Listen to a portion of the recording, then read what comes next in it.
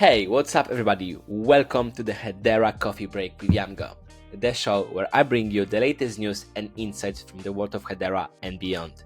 My name is Pat, as always, and I work as a part of the team developing Yamgo, the ultra-secure wallet on Hedera Hashgraph. In today's episode, I'll be covering hot stories from the ecosystem like Atomic Hack Wallet that happened recently. I also mentioned something about DLA Piper and them tokenizing assets, and we also talk a little bit about Binance and the recent situations around that. So yeah, let's grab your favorite cup of coffee and let's dive in. Atomic wallet hack. So that's something I would like to start with in today's episode. But before I go any further, I would like to tell you what Atomic wallet actually is. So Atomic wallet is user-friendly cryptocurrency hot wallet that allows you to manage, store, and exchange multiple currencies in one place. Pretty convenient, isn't it? And with Atomic wallet, according to the website, you have full control of your private keys, ensuring the safety and ownership of your funds. Unfortunately, on June 3rd, it wasn't the case. As we can see in this tweet, they said that they have received reports of wallets being compromised and they're doing all they can to investigate and analyze the situation. And then 2 days later, we got this next tweet saying that at the moment, less than 1% of our monthly active users have been affected, reported, and the last drain transaction was confirmed over 40 hours ago. And as we go further from Cointelegraph, we can find out that, the hack drained almost $35 million from Atomic wallet users. It's absolutely tragic, in my opinion. And that should never happen in the first place. Then we can see some victim recovered $1 million in funds, so that's happy ending for some of them. But still, at the end, we got somebody that lost 8 millions in USDT, and your keys, your crypto, as they say on the Twitter. Unfortunately for some people, it wasn't the case. So, what happened? So, to give everyone better overview how transaction in cryptocurrency world work is. Once you create transaction, you need to sign this to allow funds to transfer from one account to another. And what I mean by that is that when you're using the hot wallets, right, you have this seamless experience where you don't have to put this private key, because what happens is with the hot wallets like Atomic Wallet, they actually store your private keys in your local storage. That can be your own mobile, that can be your device, that can be browser extension, whatever. They store it on your device, and once you do transaction and you press this send button, software get access to your local storage, get access to your private key, and signs that transaction for you, right? So that means that your keys are actually exposed 24/7. They are 24/7 online, out there somewhere, like being vulnerable, right? So that's always what we do at Yamgo. We wanted to take this different approach to the security, to give users the most securest way to store the crypto assets. We still think the hot wallets are great, but for minor transactions, right? Because things like that, as we can see. And what I would like to quote here is Ian Mullins, our CEO, that he talked already 2 months ago. He actually predicted the hack like this can happen 2 months ago, when you can go through the from Max Walker interview with him. And yeah, let's just listen to Ian. So what we're trying to cover is that hot wallets that are very common in the Hedera ecosystem at the moment, they are hot, and they open up a new, exactly. Well, your keys are stored on your device, or they're easily accessible by the software to sign a transaction. They are perfect for low value transactions. There is a universal connector coming out that you're aware of in the Hedera ecosystem very soon. And so people who run in marketplaces can use a universal connector, but it uses the same principles as a hot wallet and the security around that. But it's going to be pretty good for the community. But you shouldn't use that if you've got a large amount of HBAR and you're worried about it, because the security risks and the attack vectors that can happen through that are a long list, and there's plenty of examples in the industry where those hacks have happened. So why people continue to use them? So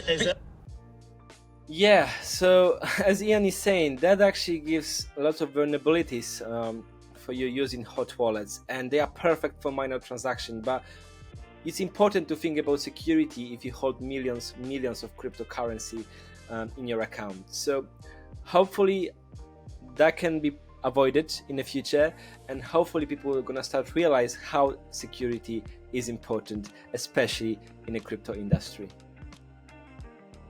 Toko platform by DLA Piper are taking part in tokenizing real estate assets. So yeah, huge news. Our governing council member is taking part in tokenizing assets, real estate assets.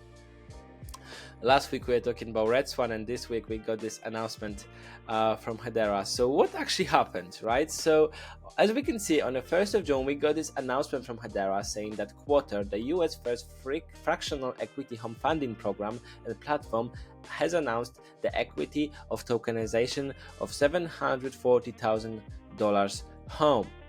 Well, that's really huge, and all of that was used by using Hedera. That's really interesting, isn't it? And as we go through article, we can find out the house was based in Colorado and was financed with third-party investors directly supplying 97% of the purchase capital as alternative financial to mortgage credit. This investment capital was minted into the Quarter Asset Token, a smart contract representing proportional ownership of the home and the rights to monthly fee. The Quarter HBAR token will represent the future appreciation of the home. Really exciting. And all of that using Hedera Hashgraph for use for tokenizing this home equity asset, providing a secure and scalable ecosystem for ownership transfer and enhanced liquidity.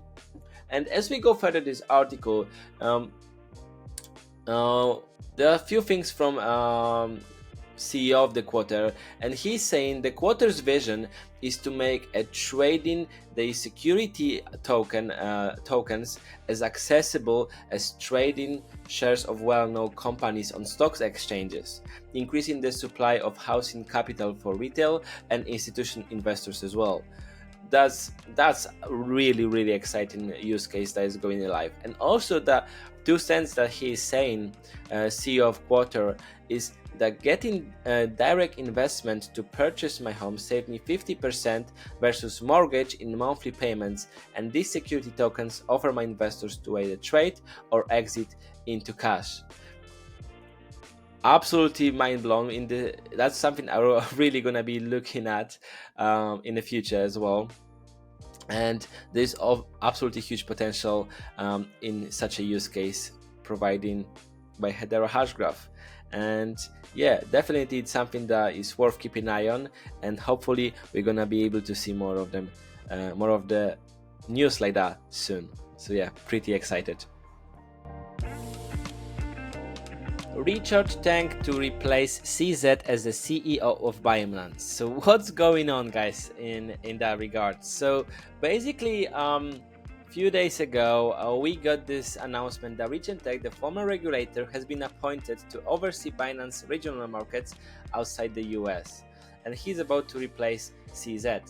And according to some reports, is that CZ is looking to reduce his ownership of Binance US as a gesture to appease US regulators. And as we go through article on Coinbase, as you can see, Richard Tang says that his new role, he pointed out, is not even a promotion. It just expanded responsibility to help CZ look at certain things. So really interesting. And also, as we go further down, Tang believes that Binance is taking responsibility for past issues and aims to demonstrate that it is a new compliant organization. Really interesting. What is the reason of that? CZ maybe has too much going on right now. Probably yes, because a few days later we got really interesting news, I should say. So what happened is SEC sues biggest names in crypto, and we're talking here about Binance and Coinbase. So what actually happened?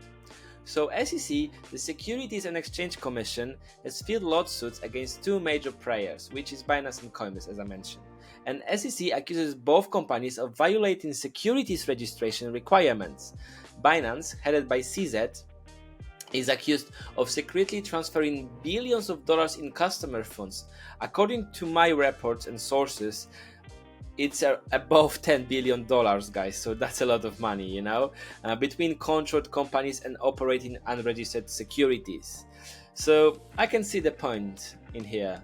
And then Coinbase on the other side, one of the largest exchanges as well, is accused of a similar misconduct and defying regulatory structures, unfortunately.